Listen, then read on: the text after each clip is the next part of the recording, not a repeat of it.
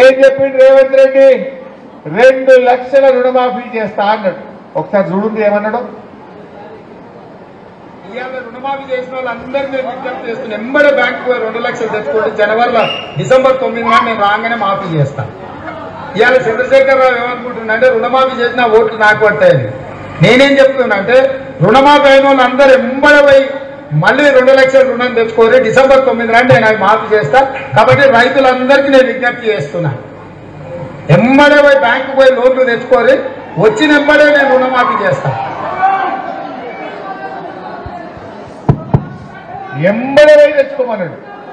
అయింది ఎవరికన్నా 2 లక్షల రుణమాఫీ? అవ్వ అయింది ఎవరికన్నా? మొన్న మన రేగోడు మండలంలో బ్యాంకు వాళ్ళు వచ్చి రైతులకు నోటీసులు ఇచ్చింది. మన రేగోడు మండలంలోనే ఏమయ్యారు, అప్పు కట్టలు, నీ దర్వాజాలు నిక్కపోతాం, నిన్ను కోర్టుకు గుంజుతాం, నువ్వు బ్యాంకులో పైసలు కట్టుకున్నావు. పాపం ఆ రైతు ఏమన్నాడంటే రేవంత్ రెడ్డి 2 లక్షలు మాఫీ చేస్తానని నువ్వెవరిరా నన్ను అడిగి నీకు అన్నాడు.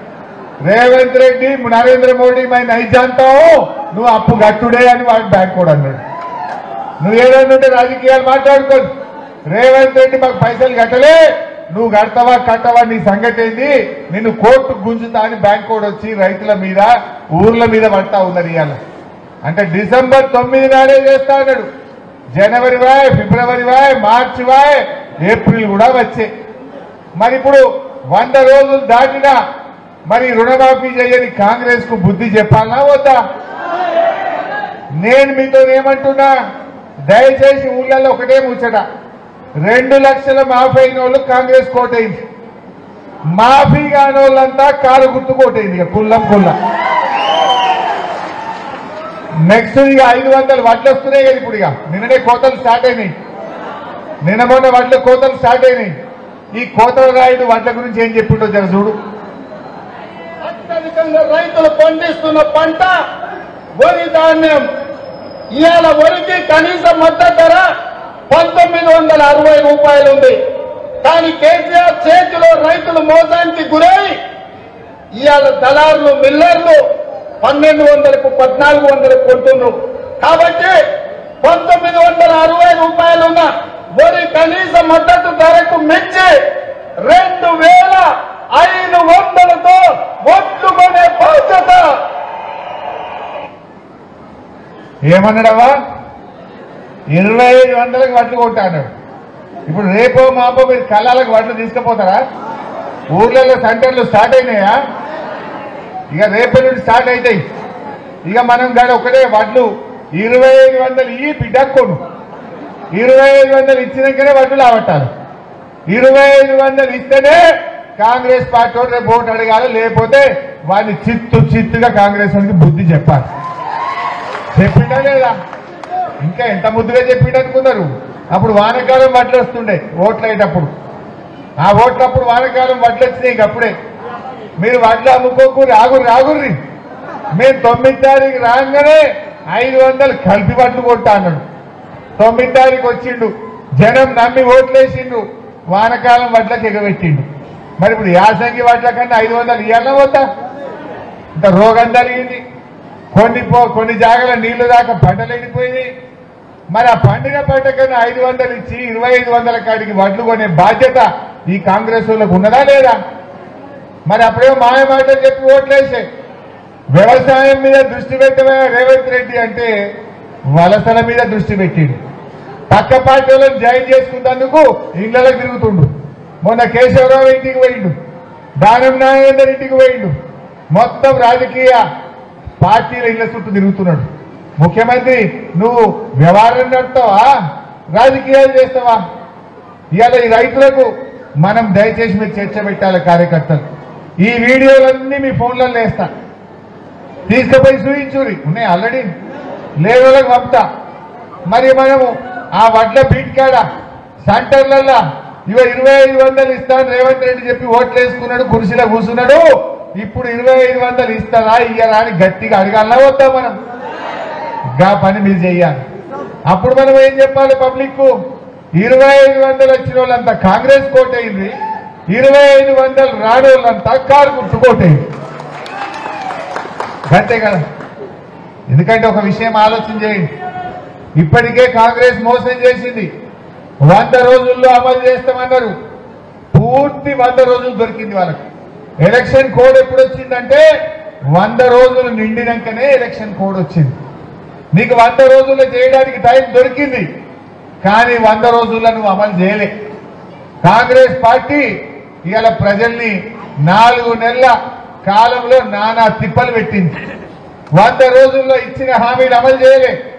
ఇప్పుడు కూడా మోసపోయి మళ్ళా కాంగ్రెస్ కోటేసినాం అనుకో 5 ఏళ్లు గోస పెడుతుంది, 5 ఏళ్లు గోస ఉంచుకుంటుంది. మనం ఈ ఎన్నికల్లో కాంగ్రెస్ తోటికి సురుకు పెడితేనే ఇవన్నీ ఒక్కటొక్కటి గట్టిగా అమలు అవుతాయి. నెక్స్ట్ చూద్దాం, బోనస్ అయింది. ఇప్పుడు నెక్స్ట్ రైతు బంధు ఎంత ఇస్తా అన్నాడు, జర చూపి బై, అది కూడా చెప్తా. వ్యవసాయ పనులు మొదలయ్యే ముందే సంవత్సరానికి ప్రతి రైతుకు ఎకరాకు 15,000 రూపాయలు రైతు భరోసా పథకం కింద ప్రతి రైతును ఆదుకునే బాధ్యత కాంగ్రెస్ పార్టీ తీసుకుంటుంది. ఈసారి డిసెంబర్ 9 నాడే పేమెంట్ చేశాం. బిడ్డ ఏమన్నాడమ్మా, రైతు బంధు ఎకరానికి 17,000 అన్నాడు. అప్పుడు నేను యాసంగి రైతు బంధు వేస్తామని ఆర్థిక శాఖ మంత్రిగా ఎలక్షన్ కమిషన్ అనుమతి వచ్చింది. మేము రెడీగా ఉన్నాం. రేపు ఆదివారం ఉంది, ఎల్లుండి సోమవారం నాడు మీకు టింగున మీ ఫోన్లు మోగుతాయి, రైతు బంధు పైసలు పడతాయని చెప్తే ఇదే కాంగ్రెస్ వాడు పోయి ఎలక్షన్ కమిషన్ కు ఫిర్యాదు చేసిండు. ఇవి హరీష్ రావు పైసలు ఇస్తాంటుండు, ఇది ఆగబట్టాలని చెప్పింది. ఇంకా బయటకు వచ్చి ఏమన్నారు, ఇప్పుడు వస్తే 10,000 వస్తాయి, డిసెంబర్ 9 తర్వాత అయితే 15,000 రూపాయలు పడతాయి అన్నారు. అని ఆ పడే పైసలు ఆపిండ్రు.